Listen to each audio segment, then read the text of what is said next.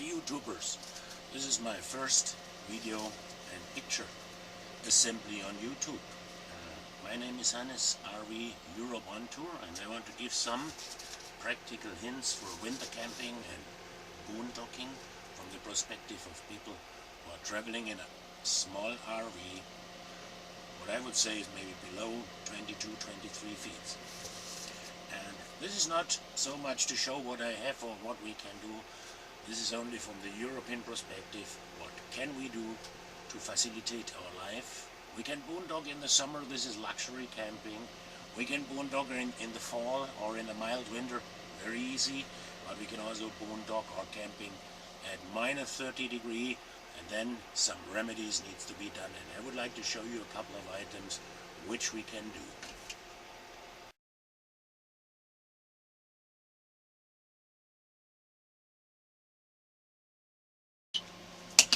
So the first thing what we're going to run through is, what is the basic setup in this camper, for instance, which you can take as, let's say, hints or recommendation how it should be, and what can you add onto your equipment to facilitate colder and winter camping as well.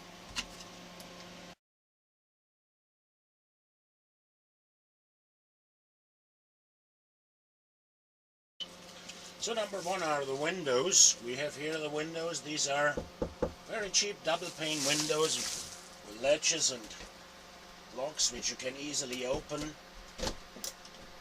You always make sure that your rubber gaskets and seals are maintained clean and dry, and you lubricate them with glycerine.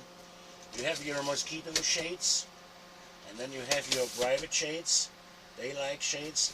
If you want to improve for winter camping, you build yourself such insulated aluminium inlays, pull down the mosquito shades and pull down the window shades, privacy shades, close the curtain, and you're all set for -15 for this window. I have that equipment for all of the windows. Again, this is only good for -15 degrees centigrade. If it becomes colder, you have to protect yourself from the outside.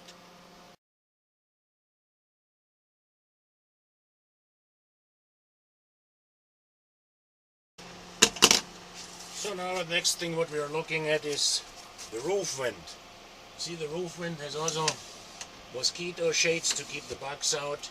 It has sun protection, privacy shades, and you can open it like this. Is a double pane roof vent. I leave it always open in the night, just a small gap even in the winter time to get the condensation out, just like this. And then you put in your protective double aluminium sheet, close it, and you're good for -15 degrees. Again, if you want to have it colder, you need outside protection.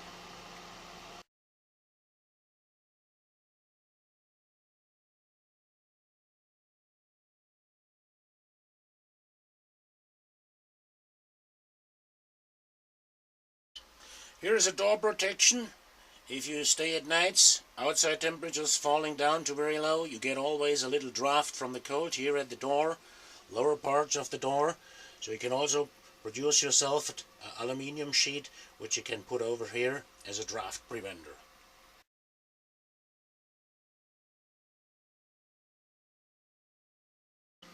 Next thing we need to take care is the cockpit. If you have a semi-integrated truck, or if you have an RV where the cabin is directly connected to the dinette or to the living room, you cannot keep that untreated. You have to make sure that the floor under the carpet is insulated by aluminium material, that the windows are protected, that you have a protective curtain, and some other tools to, let's say, isolate the cabin from the rest of the body.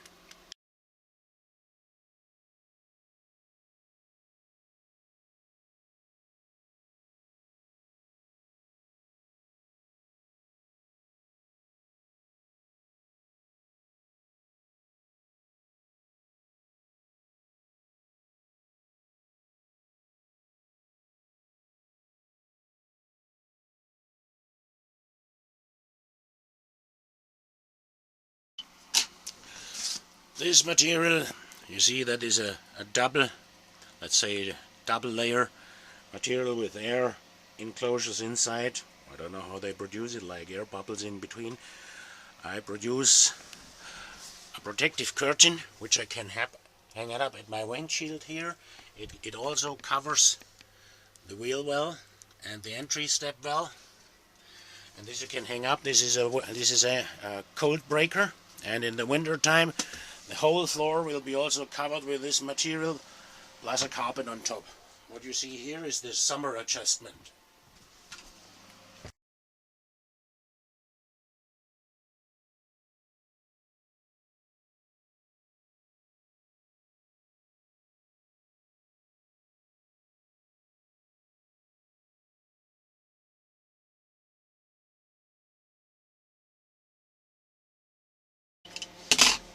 The next thing is we swivel the seats in case you have swivel seats.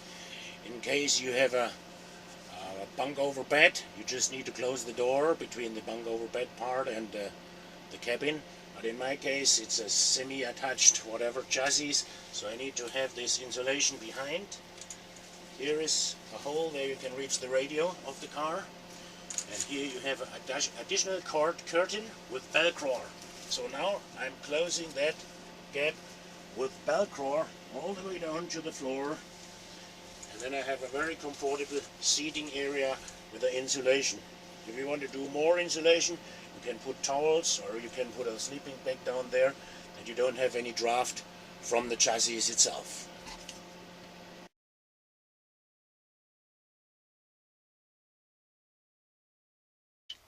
The next thing what you want to do is to prepare your sleeping area. You can see here this is considered called like a French bed. This is a bed which is good enough for 2 people. If you need to sleep more people in this small camper, you need to turn the dinette in a sleeping area, which is also possible, so you can sleep another 2 people over here. But mostly when boondocking, we're 2 of us going camping. The good thing about this camper is you can lift up the bed, you can look into the lower trunk. Here is my trunk. This is a pass-through storage. I have all the chairs, barbecues, everything inside in the warm area. Under this cabinet there's the furnace sitting, and we have all laid out so that all the water pipes from the sink and from the bathroom are going along heat pipes. This is a furnace with a ducted blower, and you can see here are outlets. Here are outlets. There is outlets in the bathroom, there's outlets near the dinette, and there's also inlets, but I'm talking about inlets later on. So what is good about this bed is you have a wooden frame underneath, so your mattress can breathe. Remember, in the winter you also sweat, and that brings you condensation, and after 3 days you would have a wet mattress.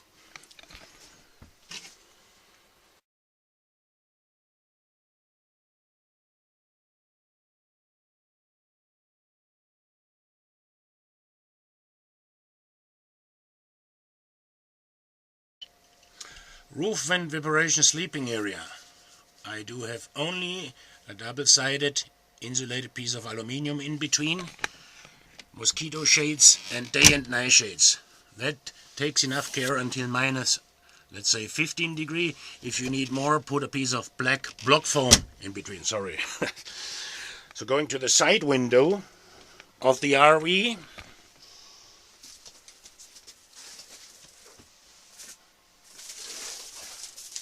going to add aluminium insulation sheet in between, pull down the mosquito shade, pull down the day and night shade, and I have an extra insulation shade taped with duct tape on top, and then close the curtain.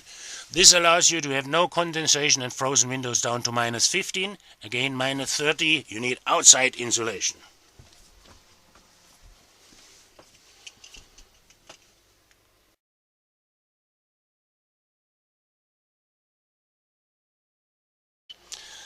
This would be your setup if you sleep in the winter. You build a small compartment via this insulating curtain. You can see there is a curtain rail on top of this. Some clip buttons which you can open. Show you to unopen this thing. So you have a very small compartment to sleep there. If 1 or 2 is sleeping there, you have 1 or 2,000 watts heating. Plus this mattress is heated from the underneath. In the winter, we're putting maybe a 2-inch topper on top of this mattress, gives you a wonderful sleep.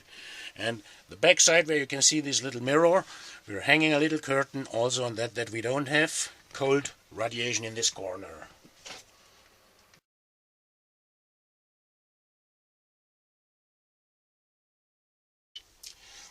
Here is the shower.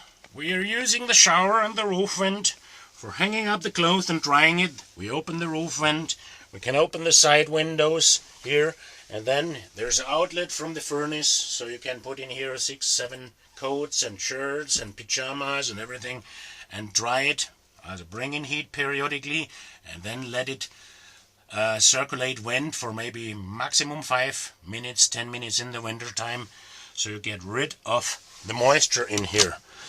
We are using this kind of foam in the cabinets as a transport lock that nothing rattles, and you can use the same thing in the window as a block foam later to isolate your top windows.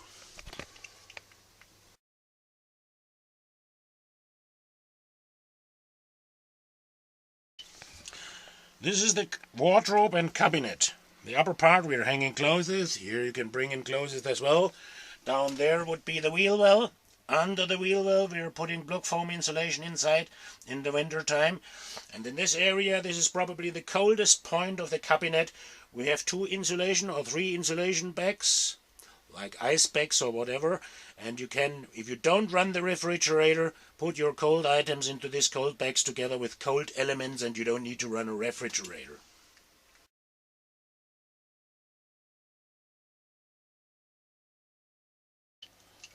You may wonder where you store all this insulation material. You see the old insulation sheets, they store under the bed so they don't take up any space. You can keep them in the winter. Take them out in the winter to insulate during the night. In the day, remember, you need to use the sunshine. The sunshine heats a lot. You know, the cabin heats a lot, the side windows heats a lot. Keep your RV in a southeast position so you have enough sunshine in the night. You take out your aluminium protectives and put them onto the windows.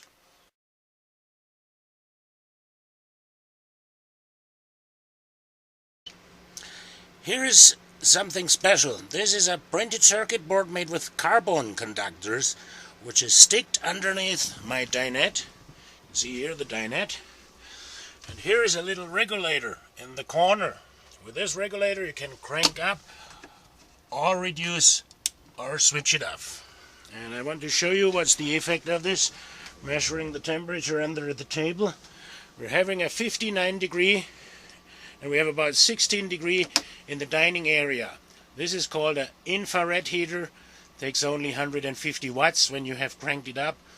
Typically you run it with half of the power or a quarter of the power. It's good enough without heating the RV, having a warm dinette.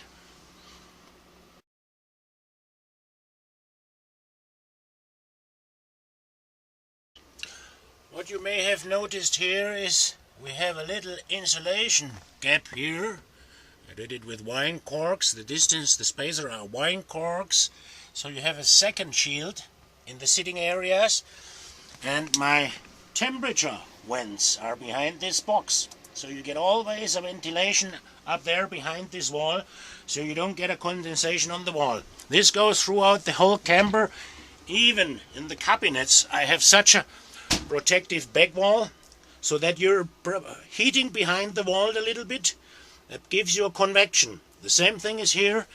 When you look at those cabinets on top, we have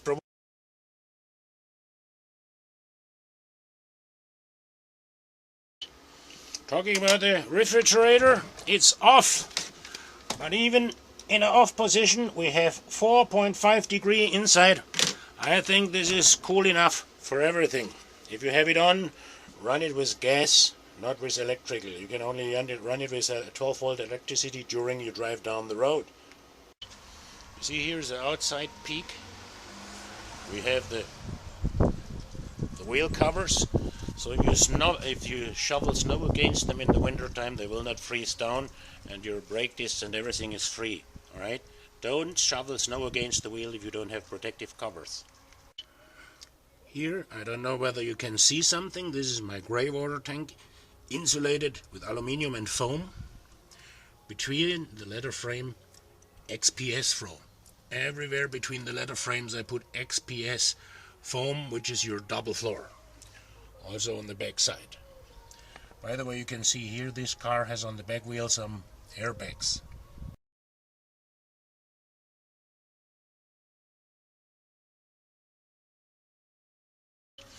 Let's do a gas check on the propane bottle. This is ultrasonic sensor. If it flashes red, empty. If it flashes green, this is your filling level. You can make a better filling level check. You take the bottles out and lift it with a suitcase balance or with a fish scale digital fashion, and then you have exact values of your propane fills. Here I can store 2 of these 11 kilogram bottles, and in the trunk, in the pass-through storage, I have another one as reserve.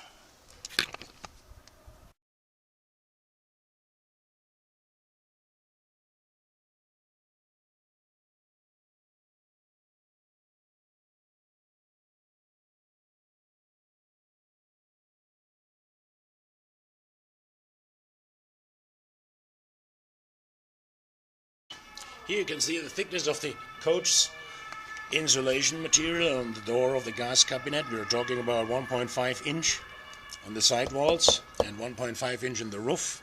This is styrofoam insulated, and the bottom of this RV has a 40 millimeter, 43 millimeter is almost 2 inch, almost a little bit below, floor insulation, and I sprayed the floor, the entire floor, inclusive the frame, with hot wax as a water protective. You can see here, currently I just protect the surface of the chassis or the car, the cab, with a Tyvek tarp. In the winter I use also double insulated stuff.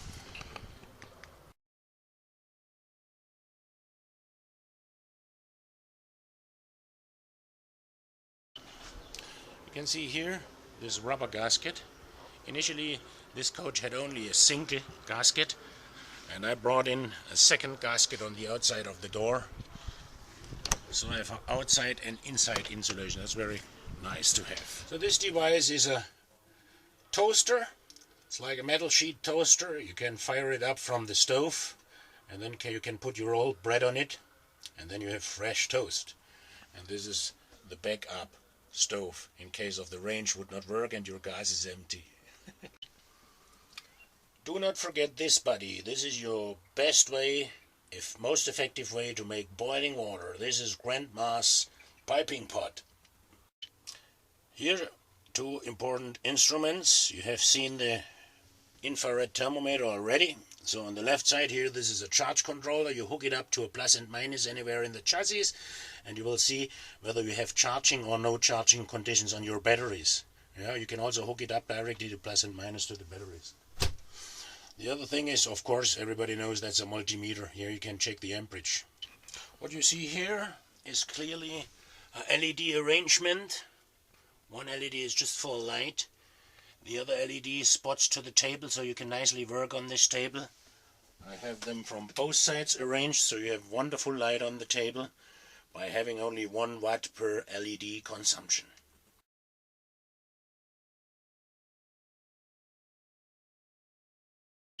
What we typically do is we're having towels everywhere in the overhead compartments, so to reduce rattling during we drive down the road.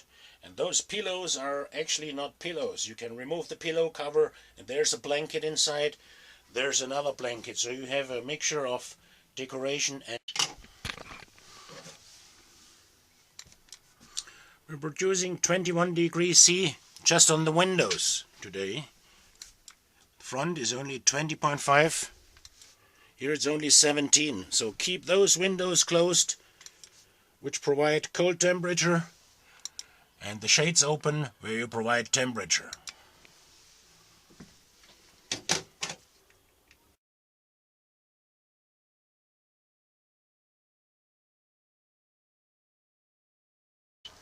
Those are the tools for outside military skirting. military tarp, a few branches or a few sticks. 5 minutes you have Let's look inside the storage with the eggs, some tools, some extra gear. You can see here is I don't know whether you can see that. Here is a computer fan, and there's a computer fan inside. There is a computer fan underneath, and I run this via solar panel, and we are extra battery so I don't lose too much juice for the startup battery. That is the window grill. You can see that is a charcoal grill. You can come across with a handful of coal with a quick starter. That gives you a lot of heat. You can grill even at minus very nicely. And the other grill here, this is the $1 grill, only when your diesel engine is not coming up. Heat this up and put it in a safe distance underneath the engine, put a blanket on top of the engine and heat the engine, preheat the engine with this to about 0 degree, and then your diesel will start up.